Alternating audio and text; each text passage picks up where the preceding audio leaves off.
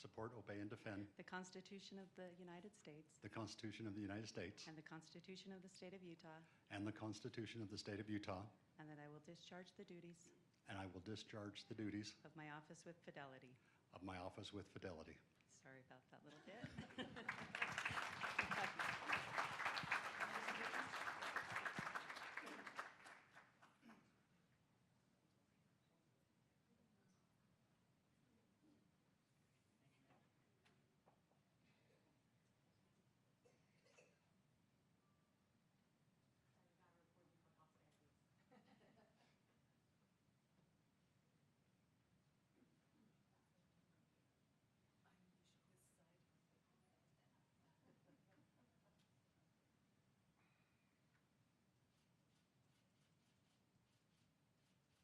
Just go really fast and there you should have it.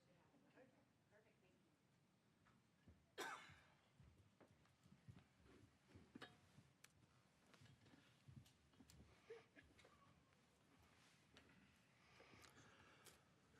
you. Okay, thank you for letting us do that. With that said, I will call to order the council meeting of the City of Saratoga Springs. Today is Tuesday, January 6th. It is 6:06 p.m. Present, we have Councilman Wadman, Councilwoman Wilson, Councilman Barton, and Councilman Taylor. I gotta be able to do that faster without looking at you. We are one council member short. We will hold a meeting tomorrow night to appoint a 5th council member to fulfill 2-year term of my remaining seat. We will go ahead and open with a invocation. I've asked Councilman Taylor to please give us the opening prayer.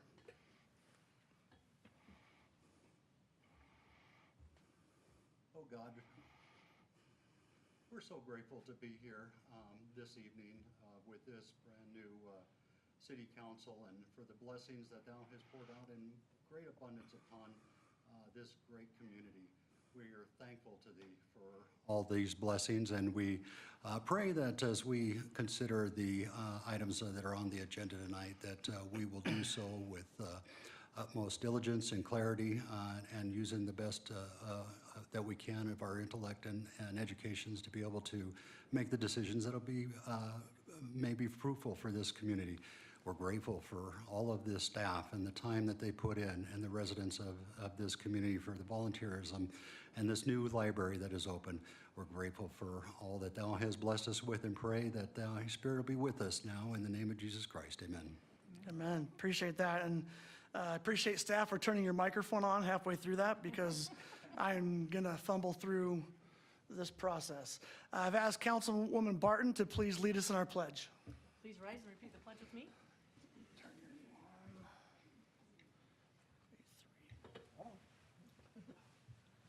I pledge allegiance to the flag of the United States of America and to the republic for which it stands, one nation, under God, indivisible, with liberty and justice for all. Thank you.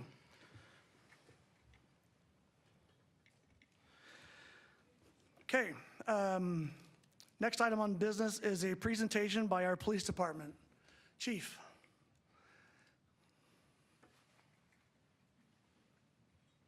Mayor, council.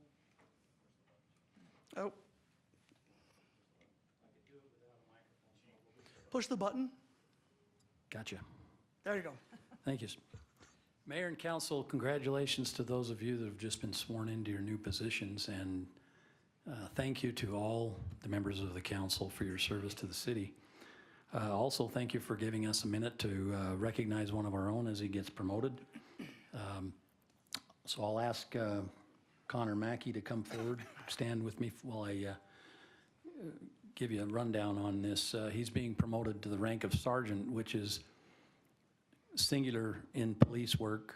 As I look back on my long career, many fond memories from when I was a sergeant, and really one of the best jobs in law enforcement.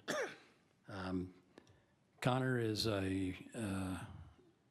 a 14-year veteran of law enforcement, Prior to when he came to work for us 5 years ago, he was an officer at the UTA Police Department for 9 years. So he brings a lot of experience from that time. He serves on our SWAT team. He's a certified weapons armorer. He's a firearms instructor, and he has met the qualifications to be promoted. I will tell you, most of you know, but some in the audience may not know, we have a very vigorous and challenging test process to qualify to be promoted to sergeant. And we place a lot of stock and responsibility in that position and in the persons that we promote to that rank. Connor lives in Saratoga. He's married. His wife, Shaylin, is here. She's going to be coming up in just a minute. And then they have 4 boys from 4 to 14. So a little bit of work at home besides. And I'll note, just for your information, Connor is on duty this evening, so he's dressed in his patrol duty uniform. He's going to be returning to patrol as soon as we're done here. When we promote an officer, they get a certificate of promotion, and I'll just read a portion of that, this certificate. Saratoga Springs Police Department, Certificate of Promotion to Sergeant. The Chief of Police of the Saratoga Springs Police Department has reposed special trust and confidence in the loyalty, valor, fidelity, and abilities of Connor Mackey. In view of these qualities and his demonstrated potential for increased responsibility, he is promoted to the rank of sergeant. Signed, Andrew Burton, Chief of Police. So we give that to Connor. I don't know, Annalisa, do I need to wait for you?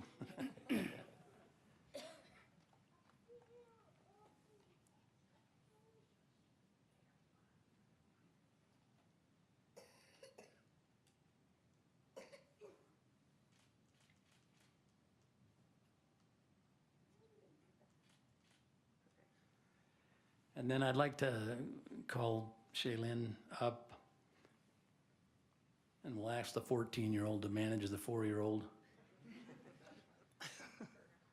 So as part of a rank in the police service, the rank appears on the badge, so he gets a different badge as part of his promotion, and the missus is going to pin the badge. Let's hope I do it well. Just stick it straight in there.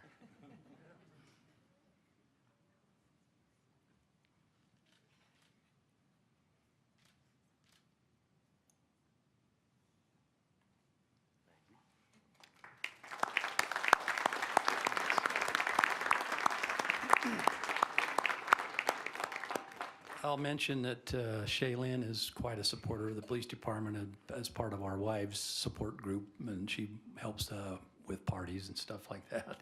So we appreciate her too. The officers and visitors here for the promotion tonight are going to go and take some photographs. So if, with your excuse, Mayor, we'll go and do that. You don't need that from me, but thank you for being here. And I would just tell those that are going to be participating in the photos, we'll go down to the first floor so that we're not causing any issues here, and then I'll be right back. So thank you. Okay, thank you. And as we always do, if you were here for an oath of office and you don't necessarily want to hang out, you don't need to. So I know how that goes. Now we will turn to public input. I'm going to need my glasses. Time has been set aside for the public to express ideas, concerns, and comments for subject matter not listed on as a public hearing on the agenda. Time for public input is limited to no more than 15 minutes total. Please limit individual comments to 3 minutes. Time may not be given to another commenter. Please be respectful of your comments. Please avoid repetitive comments. If you are here for a public hearing, please hold your comments until that item. Is there anybody here for public input? Please, as you know, Caleb, please give your name and address for the record. Yeah, surprise, surprise. Caleb Buswell, 1487 South Sageview Court. First, I want to congratulate Mayor Carnes, Councilwoman Wilson, and Councilman Taylor on their election. I spent considerable time talking with you and hope that you'll stick to the ideals that you conveyed in those conversations. Obviously, I wanted to address the Sitla LHM deal. I knew that the annexation was going to happen. I'm not ignorant or stupid about it. If you read any of my posts on Facebook, I stated more than once that it is happening. The city had a lot of force being put on it. I recognize that. The most we could hope for is for us to get the best deal that we could for the city with regards to two concessions by the developer. In general, I feel like we got that thanks to Mayor Carnes. My biggest frustration is that no one from the council has a single negative thing to say about the deal, how it was done, or the force being put on the city by the state in that final approval meeting. I've talked with many of you, and I don't know if it was lip service acknowledging my concerns, but I know that everyone knows that my concerns are justified. I had to sit here and listen to everyone from the council praise this deal like it's God's golden crap falling from the sky. It was insulting. That insult was compounded by our governor sending a senior aide down to praise the city for cooperating so well. I will say it again, at the end, the whole deal was rushed, and the people who rushed it should feel ashamed. This last year has only reinforced my belief that unless you are involved with real estate, banking, or construction, the city doesn't really care about your involvement or opinion. It's also wild to me how many developments are approved without public comment. I hope this new council does better in the future. Finally, I'd like to toss my 2 cents in on this Wander amendment that they're asking for tonight. I have mixed feelings on the request. I think the smaller units could be good, but we'd really like to see some safeguards put in place to make sure that it doesn't turn into a strip of rentals. That doesn't help the Affordable Homes Initiative that the governor has pushed on us. I also don't want to see us set a precedent that 900 square feet is the city's new normal. Thank you.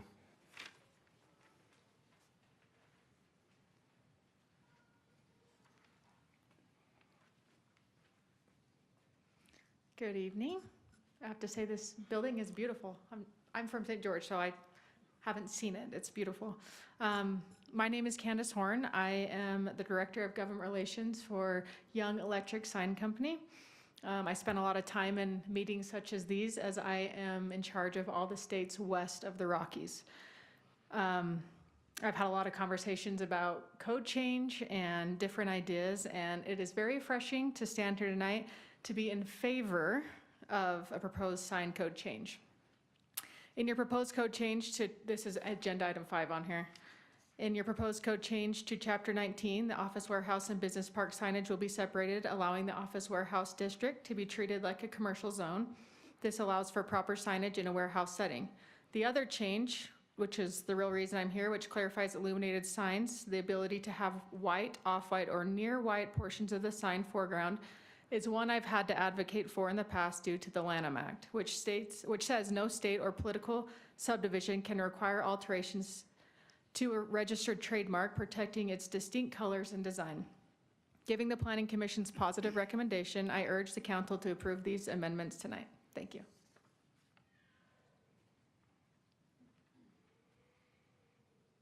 Do we have anyone else for public input? Okay. If not, I'll close public input, and we'll go to reports. I'm going to have no report for my first meeting because we're pretty new. Does the council have any reports? Just welcome. Thank Our new you. Council members. You gotta remember, I gotta turn you on if you want to say that. That's right. Okay. Mine was on, but okay. Sorry. Welcome. But it didn't work.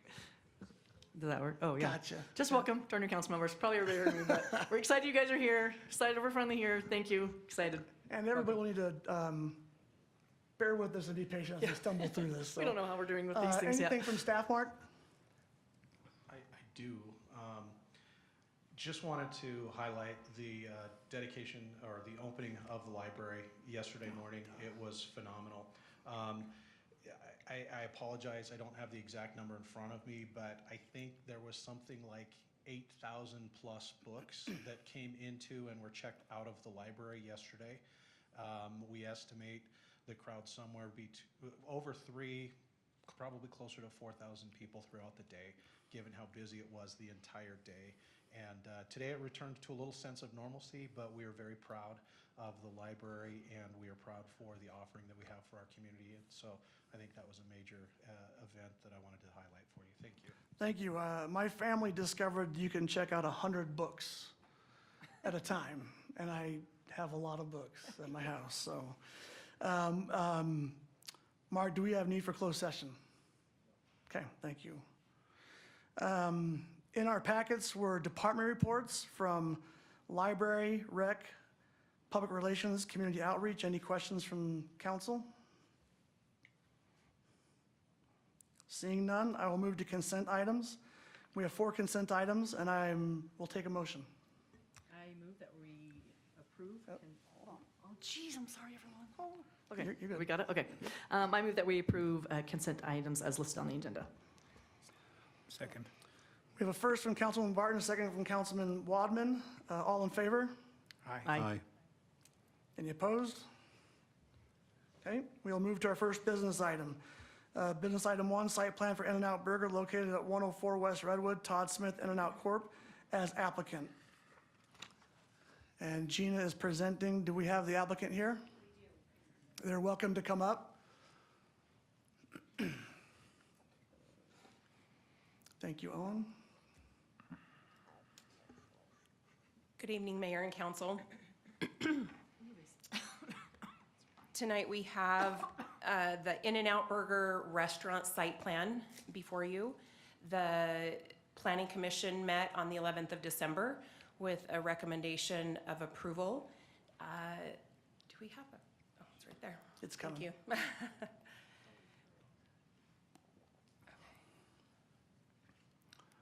Sorry, I'll get my bearings. This is my first time presenting here too, so. Oh, and those will show here too, correct? All right. Okay. So Todd Smith is the applicant, and he works for In-N-Out Burger. This is located, as you know, at 64 West Medical Drive there in front of the DI along Redwood Road. The zone is planned community under the LDS Welfare Complex Planned Community and Village Plan. The surrounding areas are zoned regional commercial and planned commercial, or planned community. And the designation under the general plan is planned community. Everything with the site plan meets code and complies. The site plan on the screen here shows the layout of it. So on the northwest or northeast corner along Redwood Road is the building, and then their drive-through is a double stacking. They have 30, I think it was 36 stacking stalls, and additional stacking on the west side is where the stalls are lined up there.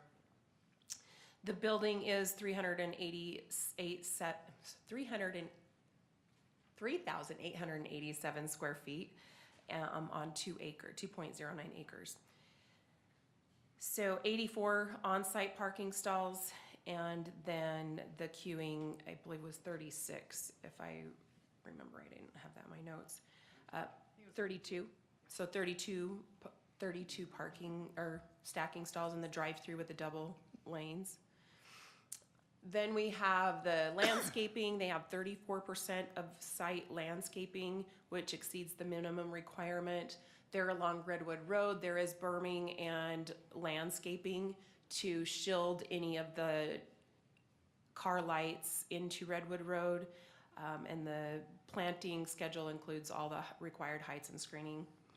Then we have the elevations, which include all of the requirements that were spoken of in the work session, and they do meet our requirements for the windows on Redwood Road, etc. And then our lighting code, they meet our lighting code with the exception that the community plan, village plan, allows for a different type of light, which is the same kind of lighting that In-N-Out Burger uses in their parking lot. So they are using this type of light with that same color designated in the village plan. With that, the Planning Commission's staff recommend you make a motion. Thank you. Does the applicant have anything to add? Just grateful to be here and appreciate all your service, and welcome to the new members of the council. We just, as an FYI, we met at a working session a few months ago, which was super productive, as Gina mentioned, and I feel we've incorporated all that input into this design. So any questions that you have, I'm here to answer. Great, thank you. So I will turn it over to the council. If you could, if you want to speak, push your button. Let's see if this works. Councilman Barton. Oh, me first. Sorry. I think 32 is very sufficient, but I just was wondering, I wanted to drive by your In-N-Out in American Fork and count how many cars are there, because they're always backed up the entire time.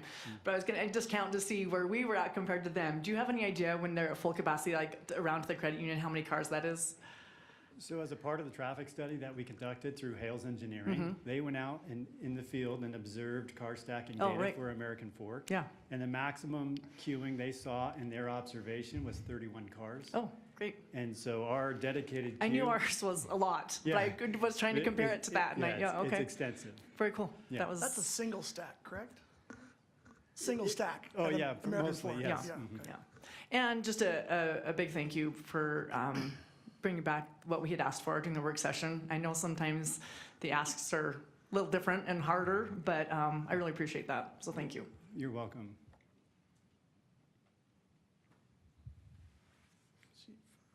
Okay, Councilmember Wilson. Okay. Push it up. Oh, you're good. Is it on? Okay, one comment. Thank you so much. I saw that there were curb ramps and connected sidewalks. It looks like it's very accessible for pedestrians, and I really wanted to say I appreciate that. I do have a general question. This may be to staff. The queue can fit 35 cars. Is that like Volkswagen Golfs? Is that like Ford F-150s? We're in Utah, Normally, so it's 20 feet. a is 20 what feet. we Okay, 20 foot per require, car. 20-foot stacking Great. is what our code requires. Yeah.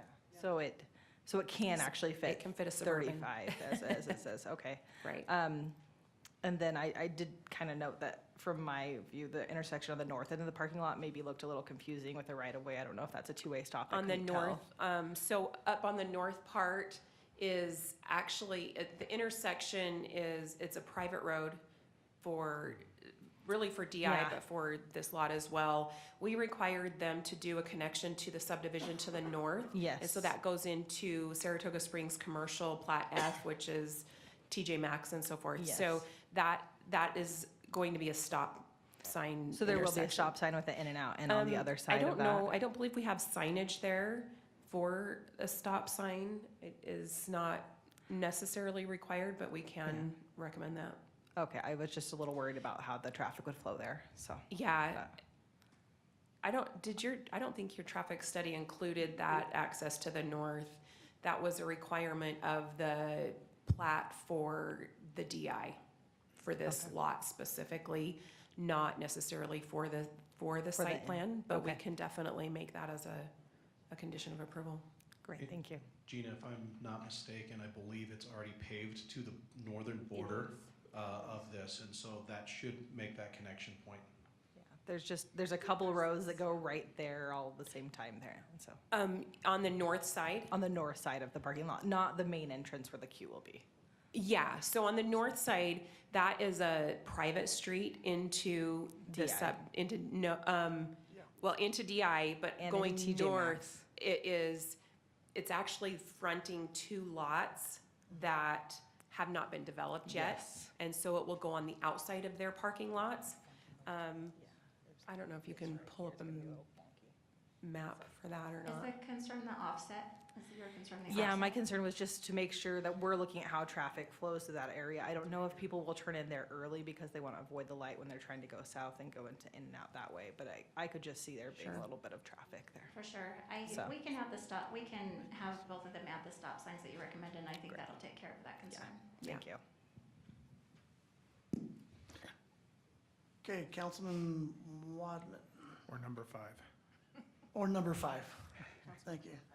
I think you've heard us from last time, and the previous council that was up here before, they've had a lot of history with, with building structures, and so I think we listened to them, and I think we took those under council. The one thing that I did have is, we talked about earlier, if the traffic does go out, let's say you get 32 cars or 35 cars, my concern is that it will still bleed into the main corridor that goes, to Costco and stuff like that. Is there a way that we can, if we do get to that level, that we could keep the traffic inside the parking? Is that recommendation, or Because I think it'd be good if we, and I don't know how to do that if people are coming from the south, you can redirect them and, does that make sense? It does, and as standard practice, so we have cameras that are throughout the property and monitors and the inside of the restaurant from our manager and store management and associates are there monitoring that condition. And once they start to reach capacity of the stack, associates will be out there to help direct traffic and manage that. And we have an overstack plan in place that will handle that. So when you reach the 30-second car and our dedicated overstack lane or our dedicated drive-through lane ends, we'll take that stack and bend it up along that western parking lot and stack them there. You could conceivably stack 2 cars wide and run it up there, and we'll have associates on site to help direct that traffic. But they would have to pull in, go in, and then turn around and get in that line, that queue, right? If they're coming up from the south, Yeah.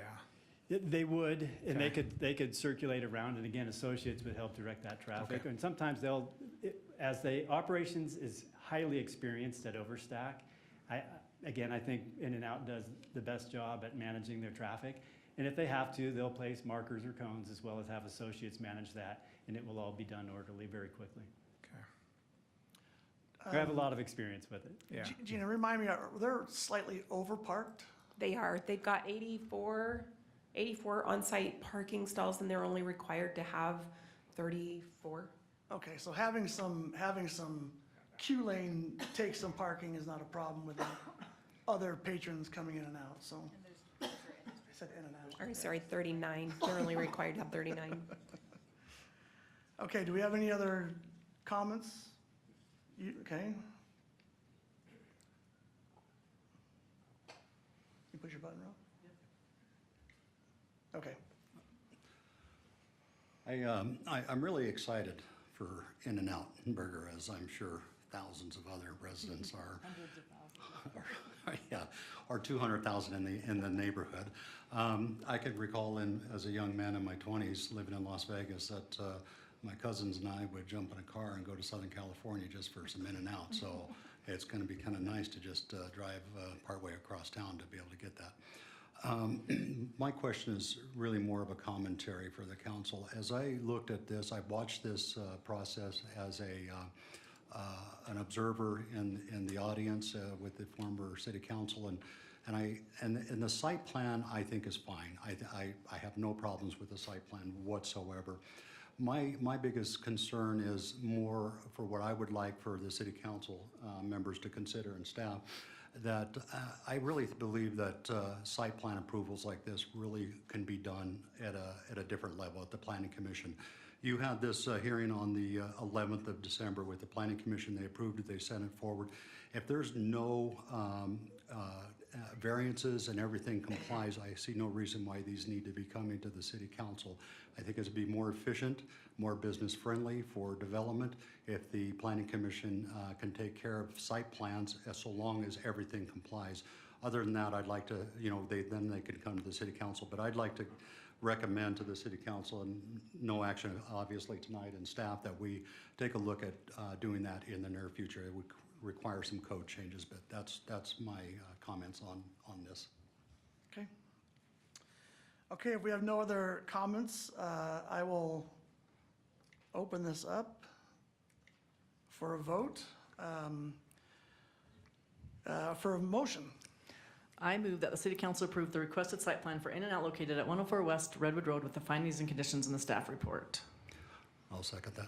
Did you want to include a condition for a stop sign? Council? That was your question. I think it would help with the. Can we, is it something we need to look into first, or can we ask for that? I mean, I don't know if I would want to, I wouldn't not approve it because we don't have it there, but can we, I guess that's my thing. I can probably answer please. that. That'd be great. So if the council can't Yeah. impose anything that's not in the code, any requirements. Okay. So we can ask for it, but we can't. There could be something in the community plan that allows you to do that. There could be a traffic study requirement. I'm not entirely sure, but there has to be something in writing that allows you to do that. So I think Right now we don't Gina have that. could probably answer that question if she's looked at that. If not, we can, as staff, can further research that and see if there is something that is actually written And that's because this is an administrative land use decision, not a legislative decision. Okay. So you have to have something in writing that allows you to do that. So to further Kevin's comment, in the community plan, it refers to Title 19. And I am not aware that there is anything in Title 19 that requires a stop sign. We require a traffic study. The traffic study, I don't believe, referenced a stop sign there. But I don't think it also didn't take in consideration the connection to the north. Did it? It didn't at present time. It contemplated it in the future on the assumption it would eventually be developed that way. So Okay, for the I don't 2030 recall. and beyond, it did. Yeah, so with that, it didn't recommend a stop sign. So with it not being in this traffic study or in code, I think to Kevin's point, there isn't. Okay. So we Now, have, let me just clarify something about traffic study. I'm sorry if I interrupted you, but traffic studies, you do not have to accept the developer's traffic study. So if you have concerns about it, you can actually go out and the city can obtain a separate traffic study. And as long as you're basing your decision on some evidence on the record, based off of, again, we have to go back to, it has to be in writing. You can't just come up with conditions of approval on the spot. You have to base it on something in writing. So the code, community plan, some regulation that the council has passed. But again, the traffic study, that is a requirement for projects like this. But if you don't agree with the findings in the traffic study, you can obtain a separate traffic study. okay. Are we good with our motion? Okay. I'll open it up to a roll call vote. Councilmember Wadman. Aye. Let's go with a yes or a no. Yes. State code says yes or no. For real? It does. Did- The state code says yes or no. Cool, okay. Yes. So Councilman Wadman, Yes. Councilwoman Barton, Yes. Councilman Taylor, Yes. Councilmember Wilson. Yes. That passes unanimously. Thank you. Appreciate it. Thank you so much. Could you break ground tomorrow? Wait, I was gonna ask that. How long does it take you guys to build a building? Well, we still have to get our architectural building Yeah. permit, so it'll take a few months. We're excited to move very quickly, and we will move as quickly as humanly possible. So in a Okay. month, right? So In a month, in a right? month?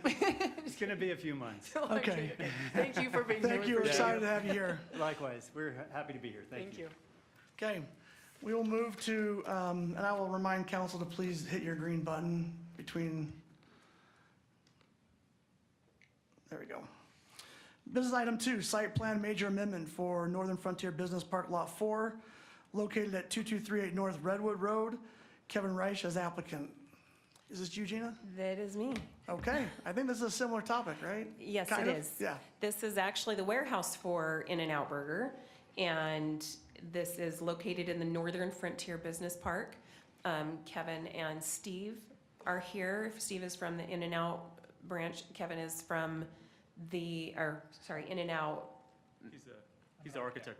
Kevin's the architect and Steve is from the corporation. This is a site plan amendment. So back several months ago, at the beginning of the year, the council saw the Northern Frontier Business Park Lot 4 site plan, and it was basically just the shell. In-N-Out Burger will be purchasing the property. All of the red lines is basically for the rear of the building that they're making the changes. And nothing to the front, nothing to the access from public streets will be happening. Everything complies with the code. So to break that down for you, you can see on the site plan, it is just at the rear of the property. They are removing the landscape islands so that their trucks on that rear property line, so that their trucks have the ability to turn around. There is a 10-foot landscape buffer, which is required by the code if we remove landscape islands. They're adding a scale, they're adding a trash enclosure, and they're adding a gate to their yard. They are also adding to the rear of the building, they're adding a 4-foot awning to above the bay doors. Other than that, everything the elevations here for the awnings and the rear of the building, you can see they meet code. And then the trash compactor, the trash receptacle, the exterior of that does meet code. It is like color of the building, the main building. They have the metal fences, etc. So everything, even the landscaping with the changes meet code on that. So with that. Okay, thank you. Does the applicant have anything to add? Good afternoon, Mayor, Council, and staff. My name's Steve Roscoe, Development Manager with In-N-Out Burger. Just wanted to say thank you to all you guys. Everybody's been a pleasure working with on this project throughout the process. Staff, it's been a huge pleasure. You guys are super responsive, and we really appreciate that. We're happy to be opening a new warehouse in Saratoga Springs. And this warehouse will essentially support all of our stores in the area. And so we're happy to be in your guys' city, and we're here to answer any questions you may have. Thank you. Great, I will open it up to council. I've got Councilman Wadman. Hang on, there you go. Two things. The elevation gain, we're not concerned because there's No, going to be that's residential already, beyond yeah, That's already- there's it's no- already there. It Okay, was perfect, approved because I'm just looking previously. at one of the. so Yeah, here. there is a bit of a slope going from Redwood Road back to the Right. property, so that was taken in consideration. In fact, the side of the building, Yeah, you just, the windows, they meet all of that, so yeah. okay. And then the second thing is just curiosity, how many people are you looking at employing there? So we're going to be moving. So we have a Draper facility right now, and there's roughly about 30 to 50 people there. Okay. And so that facility that we have there is about 11,000 square feet. And this new facility with our mezzanine will be about 52,000. So we're going to be growing significantly in the area. And we hope that keeps kind of growing throughout the city of Utah. Yeah, thank you. Okay, I've got, I think it's Councilman Taylor. Yeah. I think that's fantastic. I am so grateful for In-N-Out making the investment in our community. The fact that this is a fantastic facility, and you're bringing jobs to Saratoga Springs, and I'm very grateful for that. And I'm glad you've chosen Saratoga Springs to do business in. Absolutely. Thank you. Okay, Councilmember Wilson. Yes, again, thank you. Real quick question, can you just comment on, I know that there was a reduction in parking spaces for your employees, but it does seem like it's a big facility. Is there any concerns about not having enough parking? I know that's a brand new development area, and I know it well, it's right by my house, so. There's a reduction in the parking stalls that were there currently approved. However, with the size of the building and the number of occupants based upon the business, we're still meet those minimum requirements. Great, thank you. So, and the idea of removing the landscape islands was more just to get the truck traffic. Yeah, you need your trucks there, Yeah, like, it was tight. absolutely, so, thank you. Yep. Okay, if there are no more questions, I will open the mics and entertain a motion. I move that the city council approve the requested site plan major amendment for Northern Frontier Business Park 4 In-N-Out Warehouse located at 2238 North Redwood Road with the finding and conditions in the staff report. I second the amendment, the motion. Motion, thank you. We got a first from Councilman Wadman and a second from Councilman Wilson. I will call for a vote. Councilman Barton? Yes. Thank you. Make sure you push your button. Yes. Councilman Taylor? Yes. Councilman Wilson? Yes. Councilman Wadman? Yes. That passed unanimously. Thank you. This might take us a minute, but yes. no, We'll get it. We will go to business item 3, Wander Community Plan Amendment 5 and Village Plan 3 Amendment 3, major plan amendments located approximately east of Riverside Drive to the Jordan River and south of Pioneer Crossing to Pony Express. Greg Polly, VP of Land Oakwood Homes, as applicant.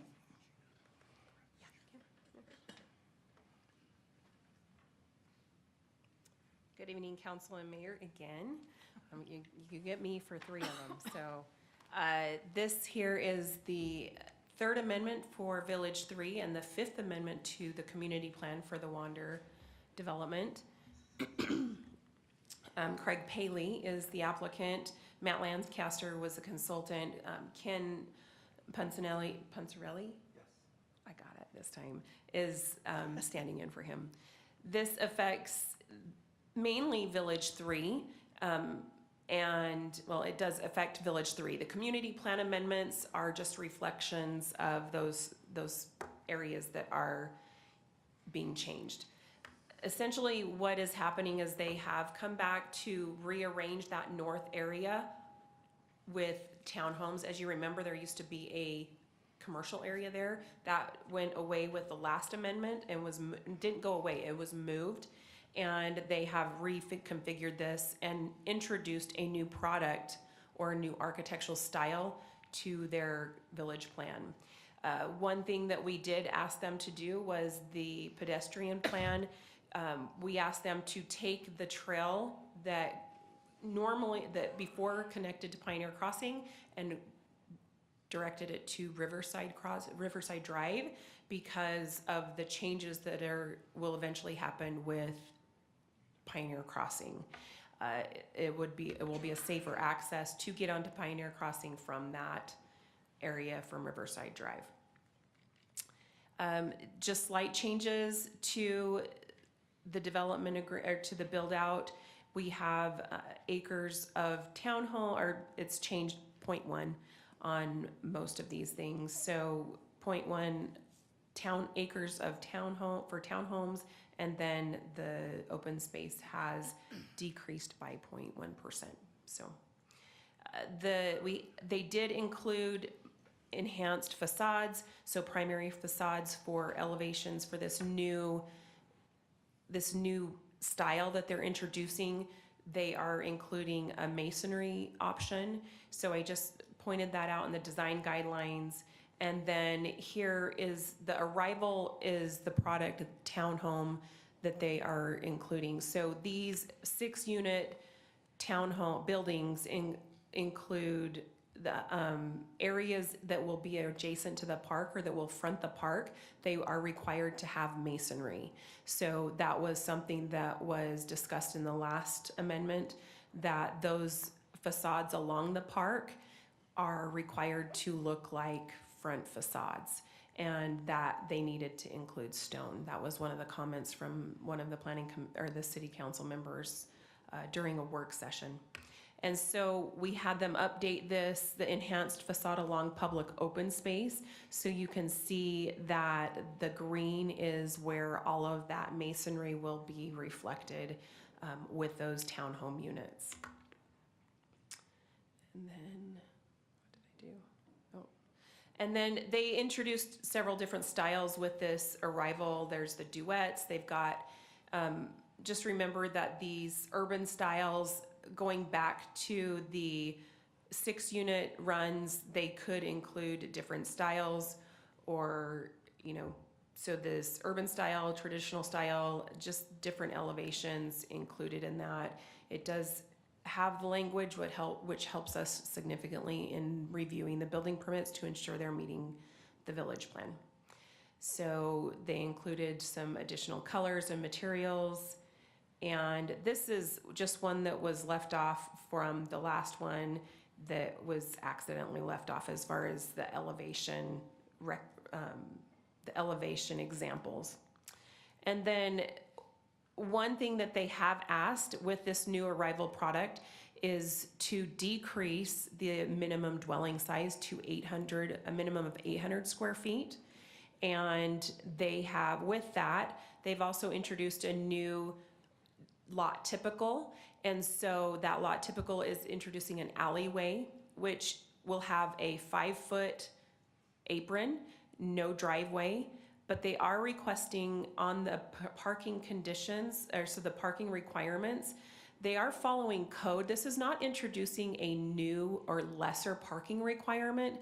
This is actually clarifying the code and what they've had previously. So in all of the other village plans and all of the village plan amendments with Village 3, they have had in there that driveways count, so long as the driveway is 20 feet, driveways can count as guest parking for the townhomes or for that multifamily.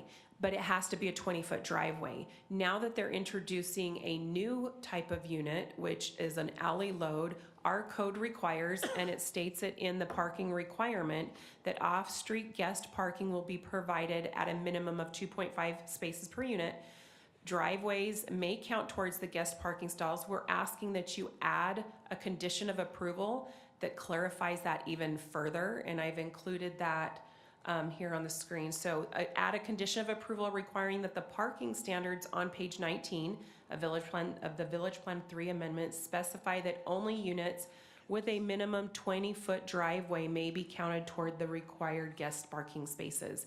It is in here that driveways may count towards the guest parking requirement, but that 20 feet got left out, and we want to make sure that that 20 feet minimum is required. And then when a rear load product, which this is coming from our code, when a rear load product is accessed with aprons rather than driveways, guest parking shall be provided at a ratio of 1 space per unit and shall be located within 200 feet of the dwelling unit. That is directly from our parking code, our off-street parking code for rear load or alley load with 5-foot apron products. So they are not asking for a reduction. In fact, the applicant has said we want to park it with a 1 space per unit rather than the 2.25 spaces per unit for guest parking. Again, the lot typical, it shows the 5-foot alley or the alleyway and the 5-foot garage setback. So these are the units that will be required to provide off-street parking for 1 guest stall per unit. And then I just wanted to provide the elevation, some of the proposed elevations for these smaller units. The smallest unit that they're proposing is 880 square feet. So these are the floor plans. Those, I did include those in your packet just for reference. We didn't have that for the Planning Commission, and so to see the layout of those floor plans. So with that, staff turns it over to Okay, does council. the applicant have anything to add to the presentation? Sure, I'll start off, Mr. Mayor. First off, congratulations Thank to you and other council members for your new appointments and elections. My name's Ken Puncarelli. I am with LAI Design Group, 231 West, 800 South, Salt Lake City. And effectively what we have done, I believe, yes, you were on council before, Mayor, and several others were. What we've done since the last amendment last summer, we didn't have our architecture for the duet product that was up at the north or our townhomes. And so that's effectively the big reason for the amendment. So that's number one. Number two, cleaning up some of the language in there with respect to masonry and enhanced elevations. That language has been clarified and cleaned up. And then thirdly, with respect to the smaller unit, one of the things that I think it's imperative to evaluate when you look at the diversity of the architecture and the articulation of the facades. Gina, if you could bring up the townhome elevation, because any of these models of the Arrival could intersperse with these elevations. That's how they're designed.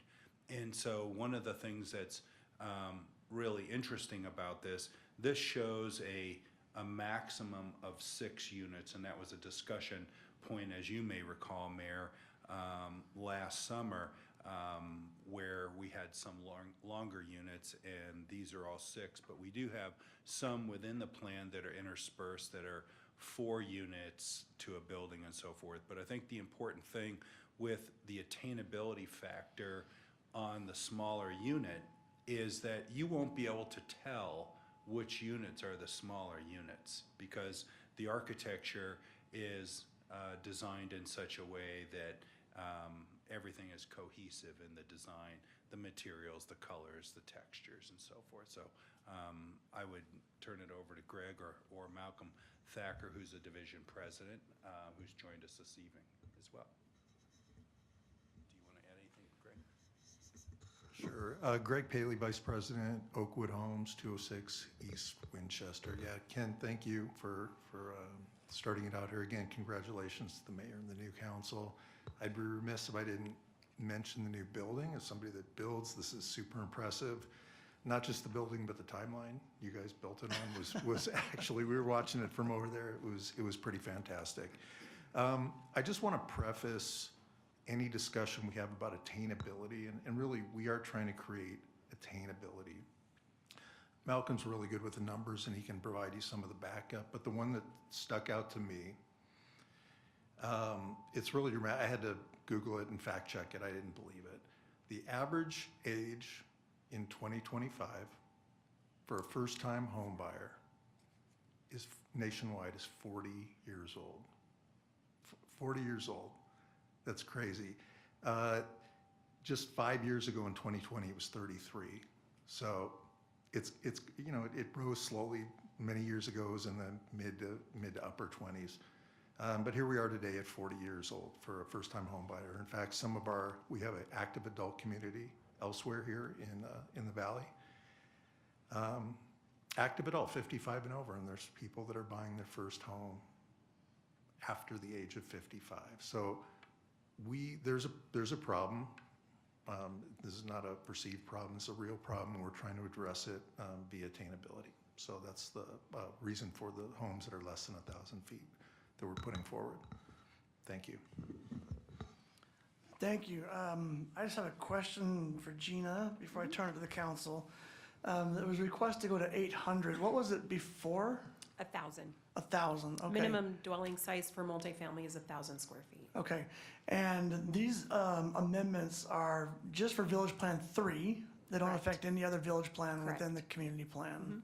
And it's specifically for the arrival product. So your Ascent products, the Ascent styles that are already approved in the village So plan. very specific to the green line products on the map.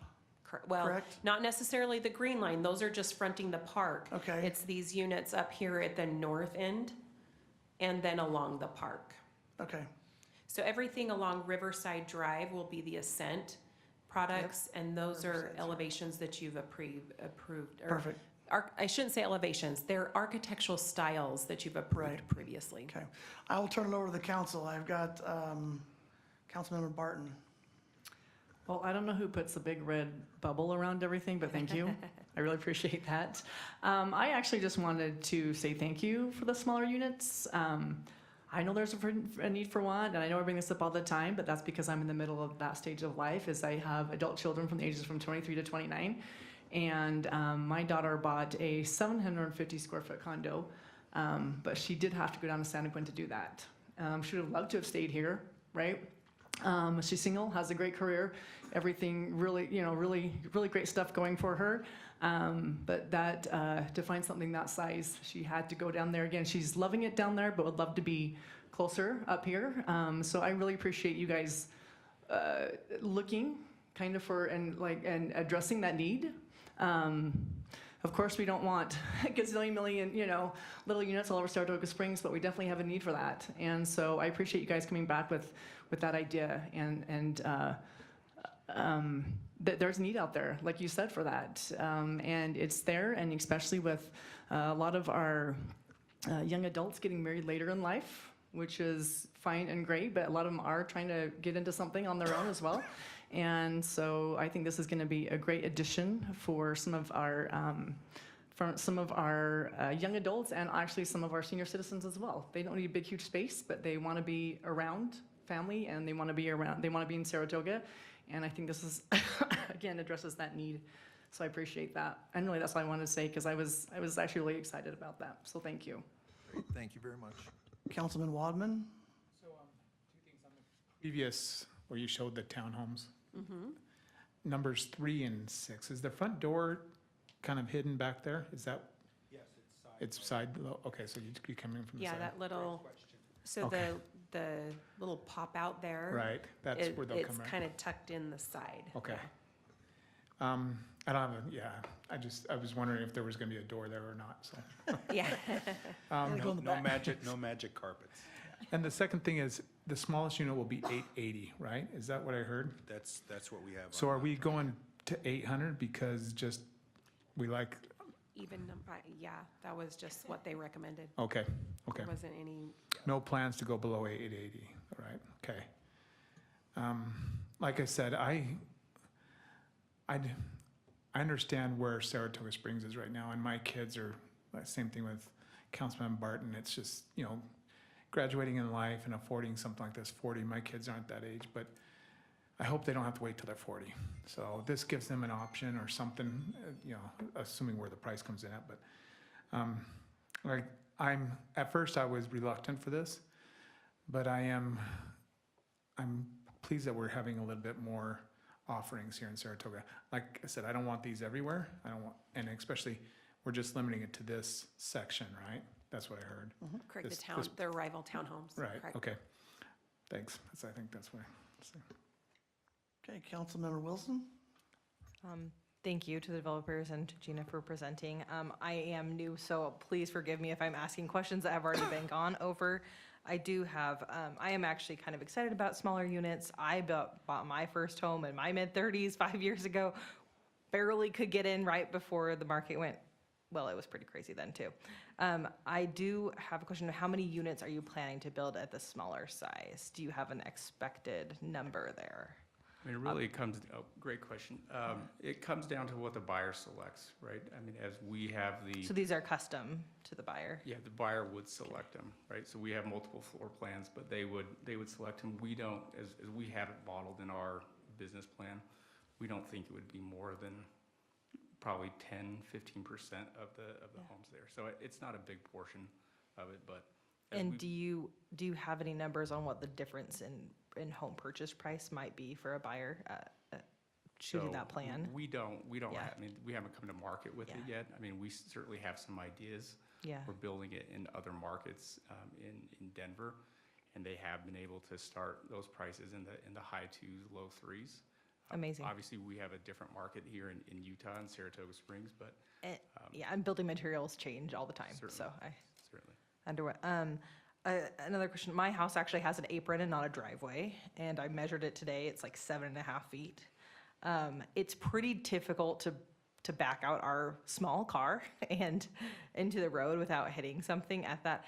Do you do this with the 5-foot apron and, I don't know, the typical road size? I was trying to see So what, it's a 26 feet?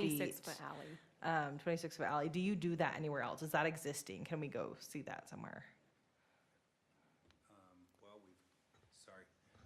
We have done it, obviously for Oakwood and Denver, but I believe we have, do we not have that in Saratoga at all? So we have North Shore has similar Similar layouts. layouts. They have rear load alleys. Yeah. And in Wander, there's the duets that are currently going in, that are in Village 1 and Village 2, and they're considered a rear load as Okay. well, but they have a 20-foot driveway and then a 26-foot private road. Mm-hmm. So you kind of have a similar thing, but you still have that 20-foot driveway. Yeah. So it's not called an alley, it's a private street. Mm-hmm. And so, yes, we have them in Saratoga. Does Mount Saratoga have any? I don't think so. I think it's North Shore is where that product Okay, is. I walked some of those. Yeah, we'll have some we have some in Beacon Point as well, but Okay. they're set up a little bit differently. There's not continuous traffic going through them. Yeah. So Councilmember Wilson? Yeah, not actually my favorite, but yes. So Councilmember Wilson, Yes. one thing that I would add is that when you go to the grocery store or any retail outlet, those drive aisles are 24 feet. The parking stalls are 18 feet deep by 9 wide. And these are 26 feet wide, and there's no other vehicle directly behind you like you would find in grocery store parking lot, as an Yeah. example. No, that is really helpful context. I will say I walked a lot of the, up in our Mount Saratoga area, a lot of those townhomes with the rear load alleys, and all the kids were playing in the street every time I went. And so that's why I kind of get a little bit nervous about this, where Both I know from personal experience that parking is hard. We actually can fit a car sideways on our apron if it's 7 foot. You can't at 5, but you can at 7, because we don't have off-street parking, and so we've had to do it sometimes. If this meets city code, I believe it's an administrative decision. I'm not going to be a blocker there. I would ask the developer to consider that at least when they're making those final decisions. So. Thank you. Councilmember Barton? I was just asking for timeline on this build. I think the home sites, I think the first ones in K1 and K2 would be developed. This is great because I get to push them a little bit here. It'll be. I didn't take an oath, did I? Yeah. He asks me every day when they're going to be developed. We don't have the plat approved yet. We are in 5th plan check.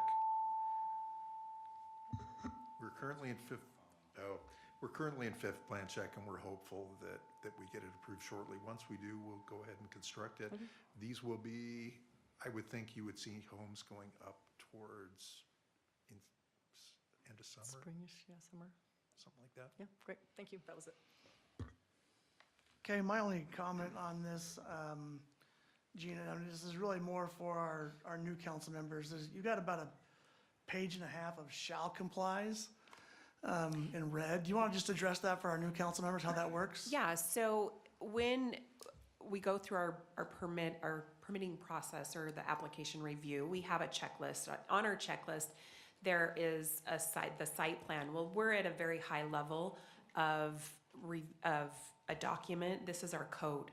And so that shall comply, I wanted to highlight those because we will review those things at building permit or at site plan, or site plan or building permit. So we get into the weeds of all of this at that level, but I just wanted to highlight that those things shall be complied with because it is code and they do have to follow those things. Great, and Councilmember Taylor. All right, I've got a few things here. If you go back to the alleyway, please. So it's my understanding, and please correct me if I misunderstand this, the code now would call for a 10-foot driveway to allow for one guest parking. And what we're looking to do here is to allow this 26-foot alleyway to serve as that extra buffer for parking, for a guest parking, one per unit, or No. how's that gonna work? So they have to provide off-street parking. So I think I can show you. Go to the overall master plan. So see here on this, I'm gonna pull up one that has the bubble. So over here on the left side of your screen, you'll see those parking stalls there at the north side on your most left by the pink line. Those are your guest parking stalls. So they've actually reconfigured the parking on the plat, I believe is what Greg had said, to provide that one stall per unit. It's not allowed, they're not allowed to count anything in that alleyway as parking, period. So we're still gonna have one guest unit parking within 200 feet of Correct. these units, correct? That's what's So this required. is not an issue then? Correct. that, you put on there that, one is allowed in that one screen, and you're just pointing out then that is satisfying that one guest parking per Correct. unit, is that correct? Correct, and it's Okay. actually more than what we require normally at 0.25. Because it's a rear alley load, you don't have that 20-foot driveway to park a car. We don't actually allow in our code currently to park in driveways, allow guest stalls to be counted that are in the driveways. However, because this is a community plan, village plan, this has been established already. They've already made that ask and it's been approved by the council several times. So they're not changing that. They're just adding to this higher standard of requiring an additional full stall, guest stall, off-street parking away from their garage. Okay. Next question. I've got some concerns about the 800 square foot unit. We're talking about a pretty substantial reduction from what our minimum is of 1,000 currently. And we don't know what those numbers are going to be. It was, they're talking about that this would make it more affordable, but, you know, is it really the difference between, I think the next lowest was 920 square feet, is that correct? The difference between the 800 and 920, is that going to be a substantial cost? You know, it's over an existing foundation, correct? To build that out to, you know, for that additional, what is it, 180 square feet? Are we talking about a substantial cost savings between 920 and 800 square feet foot unit? 880, yeah, okay, so between the 880 and the 920. I can't answer that. That would be the applicant as far as a cost point on that. I don't know if it's as much about, there's a difference between an 880 and 920 as far as the cost goes. That's not why we would do it. We want to provide, you know, buyers with an opportunity to select the home that best fits their needs. And obviously each floor plan's a little bit different. There's not a huge variation. And that's really why we offer different floor plans and choices. Well, there is a pretty big variation because they're both two-bedroom, correct, between the 920 and the 880. In the floor plans that you're showing here, you don't have only 1.5 baths here to serve two bedrooms. Now, I'm not going to get into that, but my point is that I think that we're already talking about 1,000 square foot being our minimum, and we're looking for a variance just for this particular development. Is that correct on this one? Correct. I'm not comfortable with going that low. Maybe in the 920, we're talking about a pretty big change in the square footage here. I've said in the past that I think that the market should be able to choose the product that comes online, but I have some serious concerns about how small these units are going. And the fact is that is there a big enough difference in the price that would make an 880 square foot unit really that much more affordable than a 920 or even 1,000? Thank you. I mean, there's no answer. I'm just expressing my concerns about it being, we're going pretty small. So what I would say is our target buyer who we want to sell homes to are first-time home buyers. I will tell you, I have an opportunity to meet with almost every homeowner that comes in and closes on their home, and there's not a better day than when they buy their first home. Like it literally, we talk about it all the time. It's an honor to work for a developer who focuses on that. I will tell you, as much of a focus as we put on that, 73% of the buyers that bought in Wander last year were first-time home buyers. Like that's amazing. And I will tell you, we had to turn people away. We have what we call a home buyers club. We will work with them and we will help them, you know, try to be able to get to a point where they can buy a home. They don't have to buy a home from us. They could turn around and go buy a home from a developer down the road. But we do have to, they get excited, they want to buy the home, they meet with their loan officer and they can't qualify. And it could be income restricted, income based. And so, you know, every little bit that we can do is something that we focus on to try to be able to provide home ownership to a family. What is the smallest unit currently within Wander as far as square footage goes? I think it's about 1,400 square feet. I should have that with me, but I don't. So we're talking about a substantial reduction in square footage in this particular area from what you've currently built. From the current product lines that we currently build, yes, but we don't build this product line in the community at this Correct. moment. But you have other information that would indicate that these would be products that would be a high demand, and you said people were not able to qualify. Is this going to satisfy that? Are you fairly certain of that?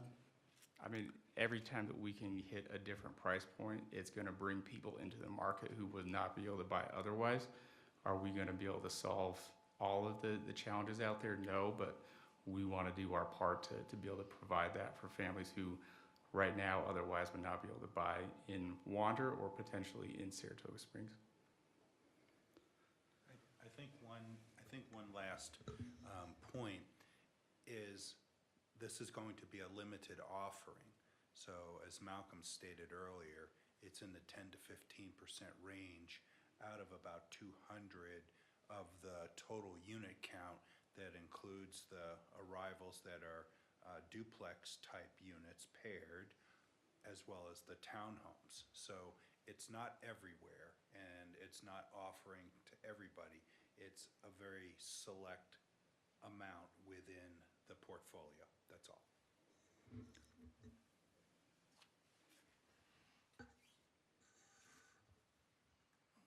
Councilman Waldman, did you have anything? So I was on, when I first came in, I was more aligned with what Councilmember Taylor was thinking, because I thought that this was way too small. But then after talking, and I think this is an offering, and it's limited in this area. And what I like about it is it's kind of in an area that doesn't go up against other homes, and they're concerned about the multifamily and the reduction in footage. So I like that because it's between two major corridors, right? So that's where I'm, just to, so other council members know the reason why I'm going that direction. Would you be open if we did say, just because this makes me feel better, because if we say 100, I'm just talking about what developers will sometimes go to with what they can get, right? Would you be okay if we did say 880 feet was the, if we brought that in? Okay, thank you.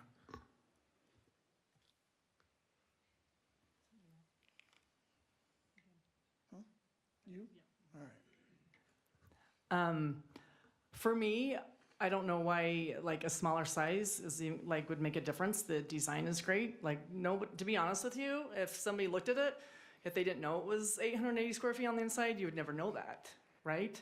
I'm not a betting person, but I'm gonna guess that once these become available, you'll have a wait list for them.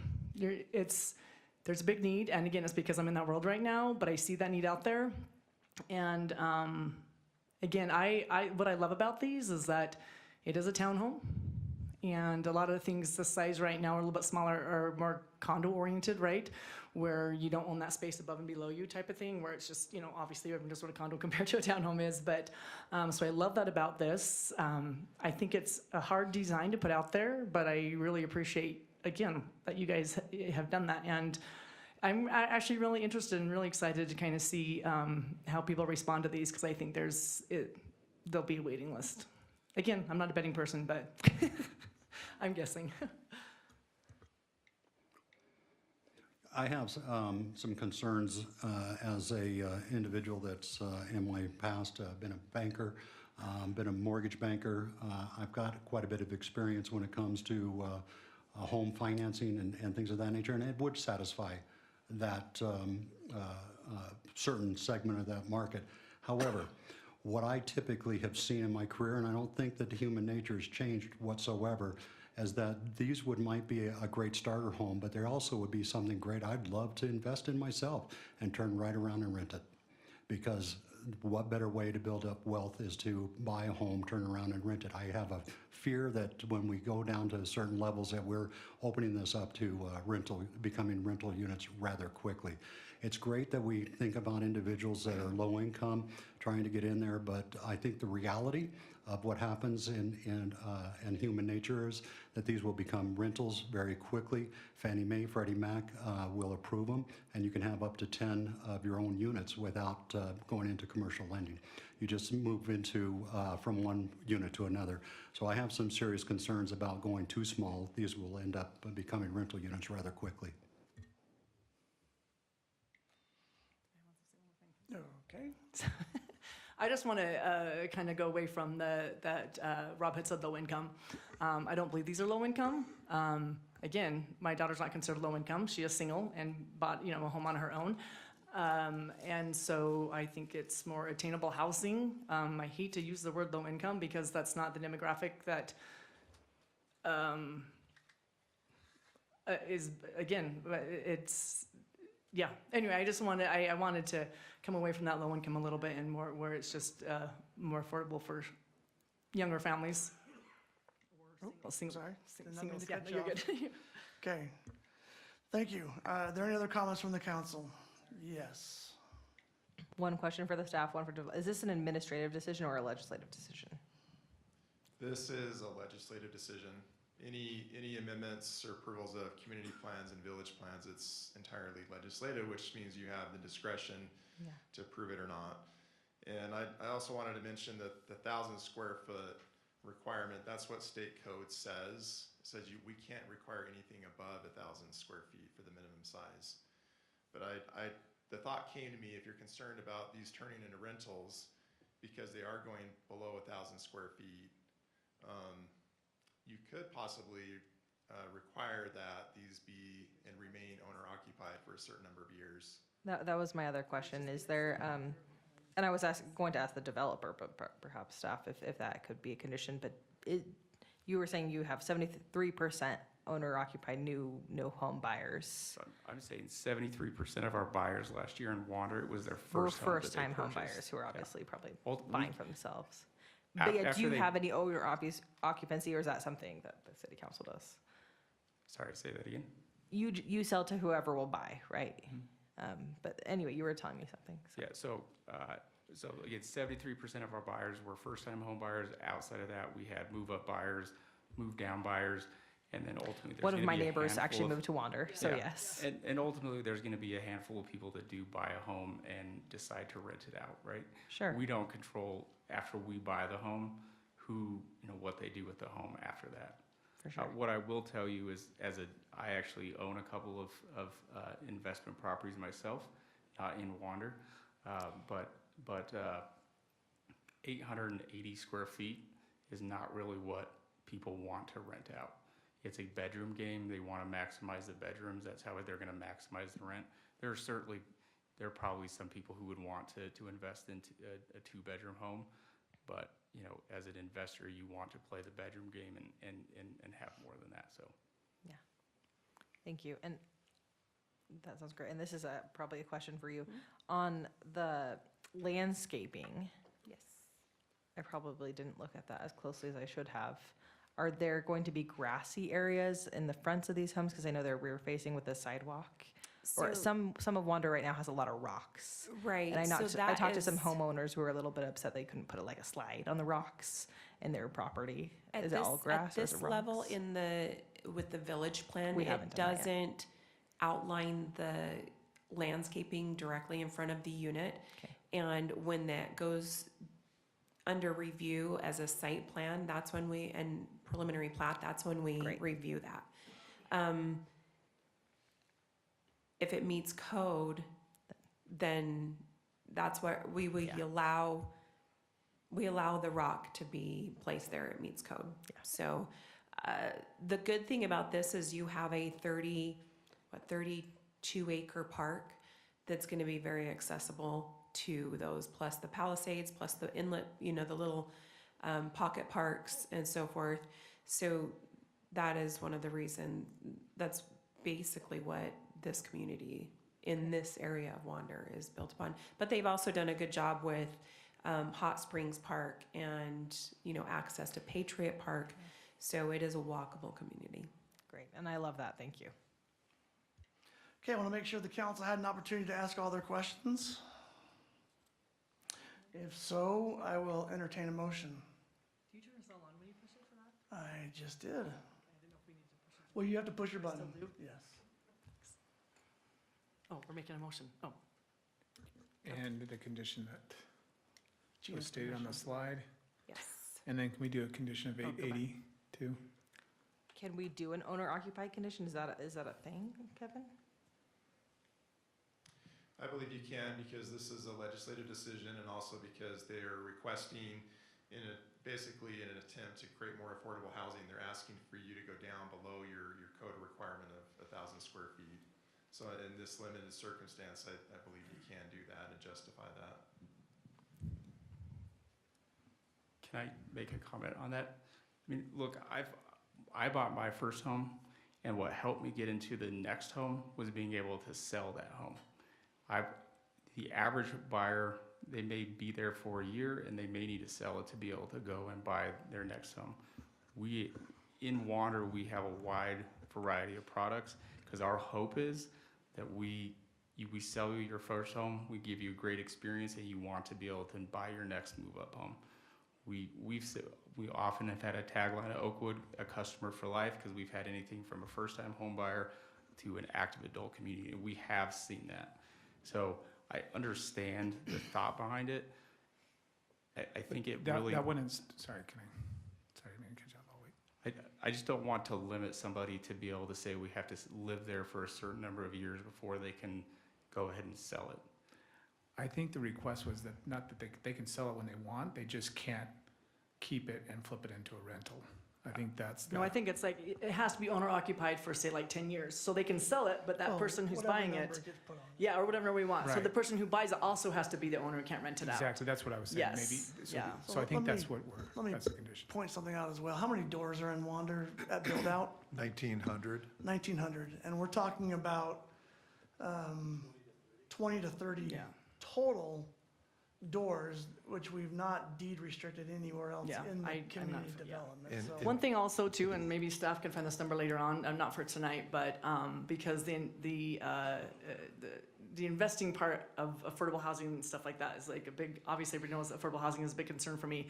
But when you look at the numbers, investment properties are actually a very small percentage. I'd love to get actual numbers for that because I don't know the numbers off the top of my head, but everybody feels like it's, like 30% of something's gonna be, like an investment property, but actually it's pretty low. And that's a different conversation for another night. But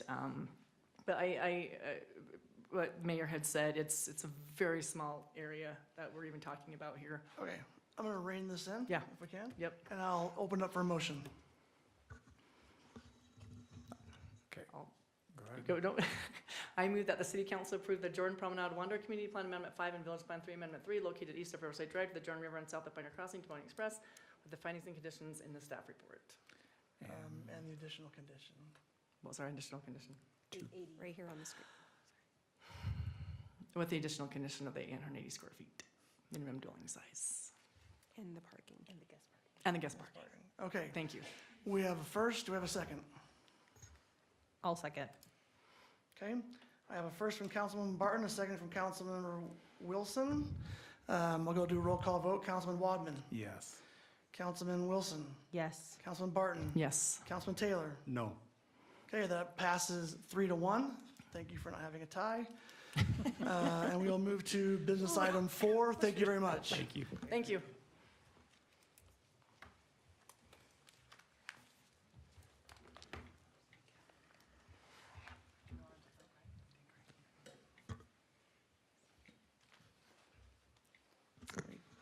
Good evening, Mayor and Council.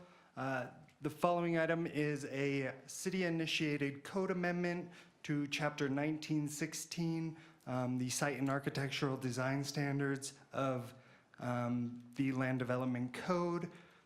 The proposal as it stands is chiefly to add regulations for detached awnings, canopies, trellises, and pergolas, specifically for non-residential structures.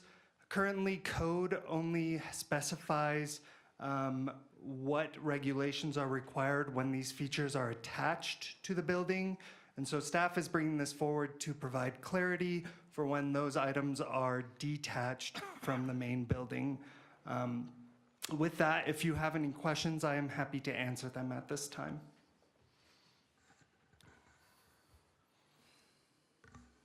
Okay, thank you for presenting. I don't know how, this is the first code amendment we're gonna do as this council, and I don't know if you guys want to ask questions on specific points, or if you'd like staff to walk through every change. Historically, we have asked questions on particular points that you may have questions on. So I will, I'm going to stop touching for a second.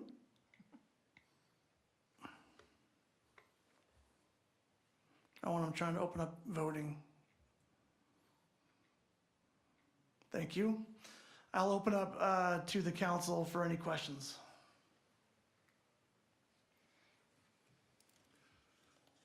Go ahead. I just want to make sure that I understand this. This is for non-residential only, and that the design standards are really to make these non-detached structures to really comply and be within, similar to the primary structure that's there, correct? Correct, yes. Okay. If there are no more questions, I'll entertain a motion.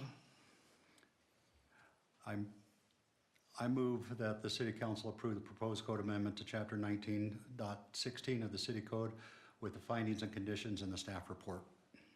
Second. Okay, we have a first from Councilman Taylor, a second from Councilman Wadman. I'll take a roll call vote. Councilman Taylor? Yes. Wadman? Yes. Wilson? Yes. Barton? Yes. That passes 4-0. We will go to business item 5. Thank you, Mayor and Council.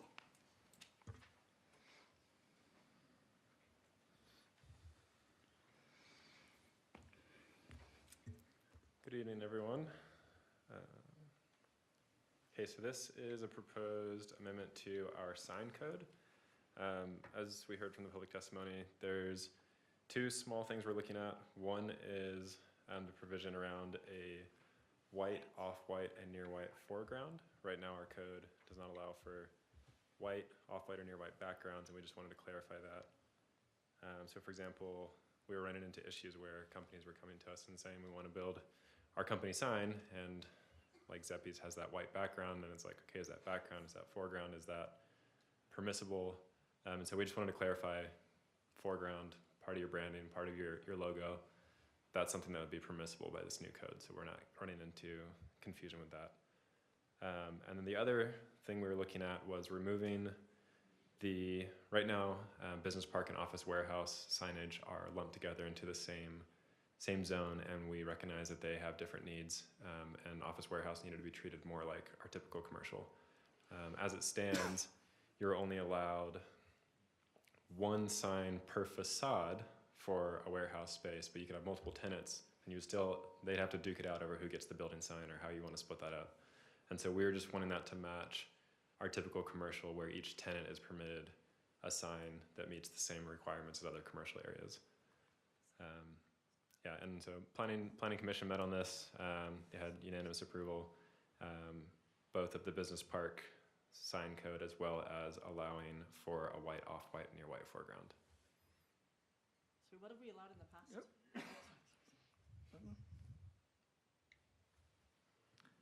Kind of remind me, go back to that part right there. So what have we allowed and what are we trying to allow now? Historically, we have not allowed anything with a white or off-white background. Okay. And so we're wanting to clarify that a white and off-white foreground is permissible. So we're still not wanting to allow something like just a blank white cabinet Yes. with some lettering on it. But the foreground is what we're talking about here. Correct. Okay, thank you.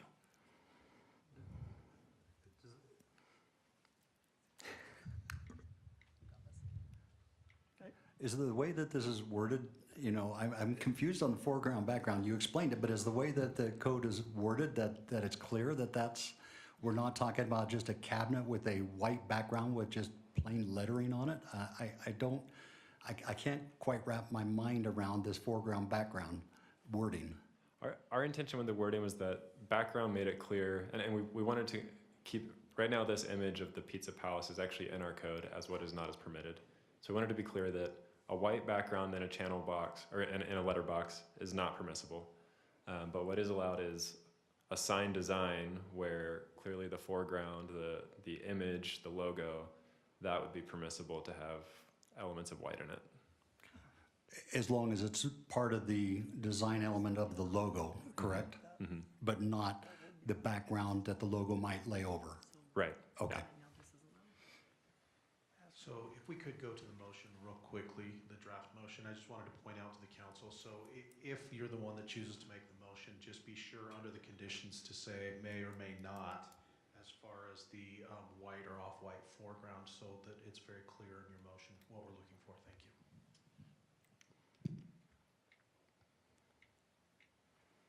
So the one question I have, with this added signage so that we could have it on, each tenant could have it, and we're allowing, white. Have we looked at, is this gonna face any residential homes, or could this impact any residents as far as, hey, I didn't have a sign yesterday, now I got a sign? So there are separate provisions in our sign code that if a sign is facing adjacent residential property or residentially zoned property, it has to be dimmed 50% of the usual foot candles, and it also has to be more than 150 feet from the property line to even be allowed to have an illuminated sign, and then has to meet that standard. If it doesn't meet that 150-foot distance requirement, it can't be illuminated. So those existing provisions remain in place. This is only to change the number of signs allowed in office warehouse. Okay, thank you. And just to clarify, so our code has not allowed off-white signs. Can you give any do you know any details, or Sarah, as to why we've done that in the past? White, off-white, is it just to reduce the glare of the sign, or? It was based on input from previous councils that it was too bright. Okay, so it's in an attempt to keep signs less bright. Right, so that it was just a thought that the white background overwhelmed the rest of the sign by being too bright.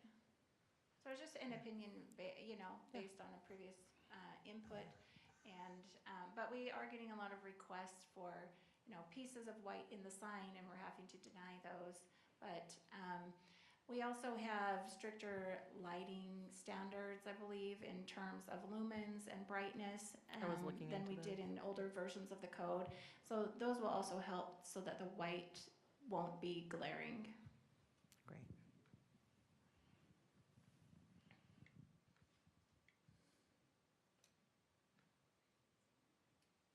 Is that me? Yeah. Sorry, we go back to the signs again. So, no, keep going back, sorry. Yes. Yes. So right now, is the Zeppies, if however you say that, would that white behind that not be allowed per code right now? And the churro house, that off-white would not be allowed either. Correct. So those two examples, the white and off-white would not be allowed based on the current code, which is why we're proposing the change. So then how would Zeppies have a sign? Correct. I'm just saying, I actually didn't realize it was that. That's what we're struggling with, is we're struggling with the code being so strict that you can't have a white background that, even when it's part of their standard logo, we're not allowing it. Okay. A white foreground. Right. The white foreground, sorry, So we okay. want to allow what's here, and currently the language in the code doesn't allow that. Okay. Thank you. That's for now, yeah. Sorry, now I might as well keep going since I'm here. Will you scroll down to the building? So right now, if we had this big building and you can only have that one thing, was it say the name of the building, the development, and then, or is it just kind of depend what they want to put there? And then the other places don't get to put, hey, we're say a jump house and we're whatever, right? So that's exactly what happened. The first tenant built their building sign, and we had other tenants then come to us with applications, and we've had to deny them. We say no because you can only have the one thing on there. Yeah. I mean, I really like not having a gazillion signs across the front, but I also understand the ability to be able to have a business and to, okay, still thinking, but thank you. No, go ahead, I'm done, yeah. Taylor's next.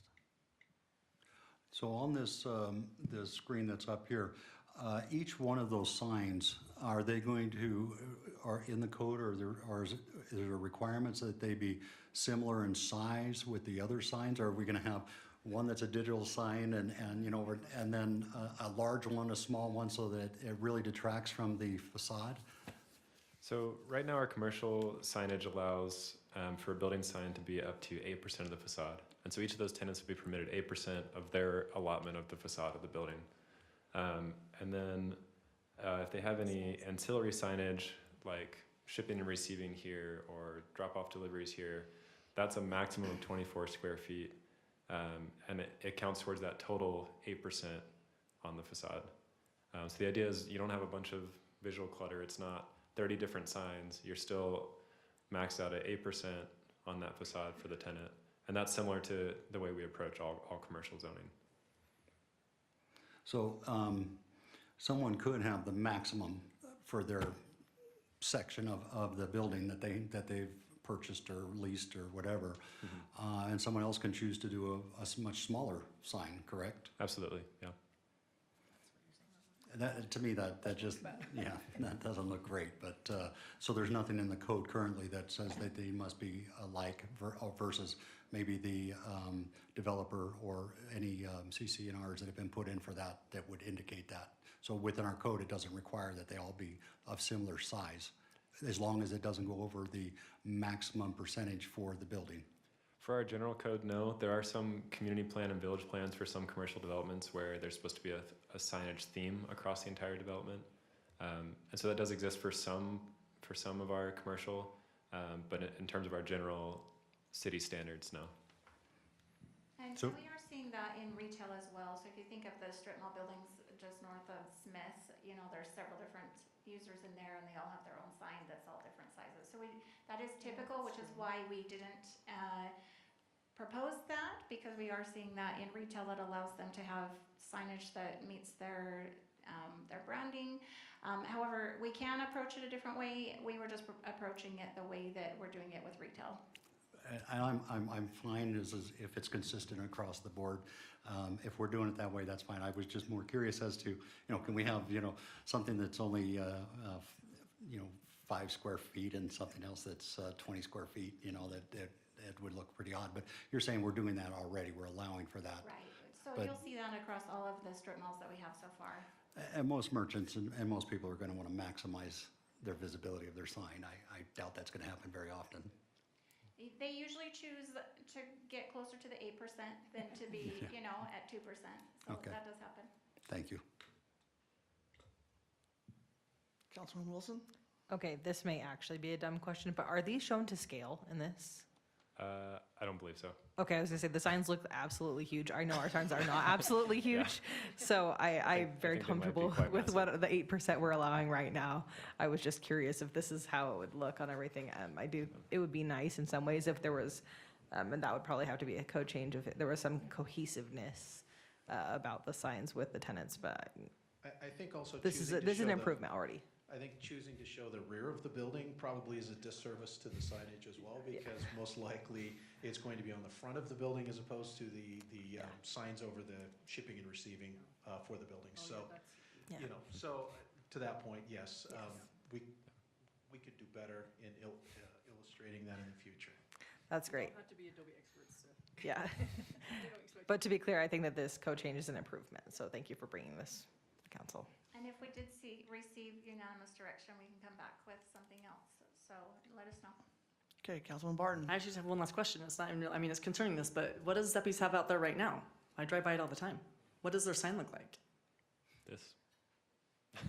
Because it looks like this, but it must not have white in it, right? Is that what? Yeah, they probably just took white away. Is it clear? We can discuss this later. Okay. Okay, perfect, great, yep. Okay.